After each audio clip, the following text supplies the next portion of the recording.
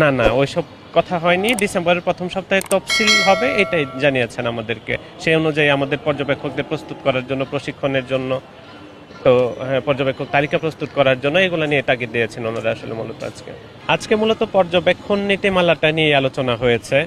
আমাদের প্রত্যাশা, নির্বাচন কমিশনের কাছে আমাদের কি প্রত্যাশা আছে, তারা কিভাবে আমরা তাদের পাশে থাকবো সহযোগী সংস্থা হিসেবে, এসব বিষয় নিয়ে মূলত আলোচনা হয়েছে।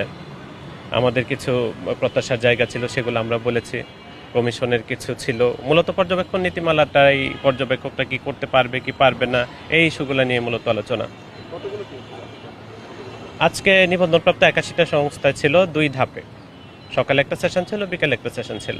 না, না এইসব বিষয়ে কোনো কথা হয়নি। শুধুমাত্র নির্বাচন পর্যবেক্ষক নীতিমালা, যেটা পর্যবেক্ষণ নীতিমালা, ওইটা নিয়ে পর্যবেক্ষকদের সঙ্গে কথা হয়েছে।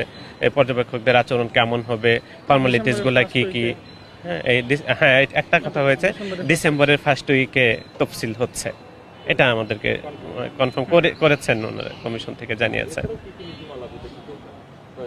এছাড়া হলো যে এইবার এই নীতিমালায় প্রথম এই পর্যবেক্ষকদের বয়স 21 করা হয়েছে কমিয়ে, এটা এবার ইনক্লুড করা হয়েছে। আর এইবারই সম্ভবত যেটা আমরা জেনেছি যে পর্যবেক্ষকদের কার্ডটা খুব সম্ভবত এবার অনলাইনে দেওয়ার একটা প্রচেষ্টা চলছে। অনলাইনে ডাউনলোড করে নিতে পারবে, যেটা আগে ম্যানুয়ালি ছিল। পর্যবেক্ষক ধরেন যে 2 জন করে হলেও তো আপনার প্রায় 85,000-এর মতো হয়। 85,000-এর মতো তো থাকছেই স্থানীয় পর্যবেক্ষক।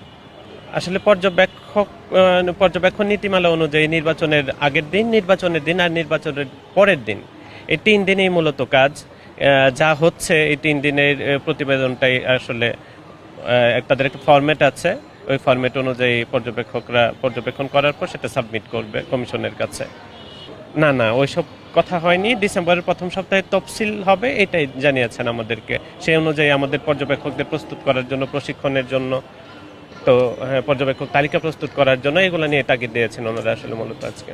আমাদের ইলেকশন অবজারভার সোসাইটির 2 সেশনে সবাই ছিল 43টা সংগঠনের, আর নিবন্ধিত 81 সংগঠনের প্রায় সব প্রতিনিধিরাই ছিলেন, সকলেই ছিলেন। আর মাননীয় প্রধান নির্বাচন কমিশনার ছিলেন, কমিশনার মহোদয়গণ ছিলেন, জনসংযোগ কর্মকর্তারা ছিলেন।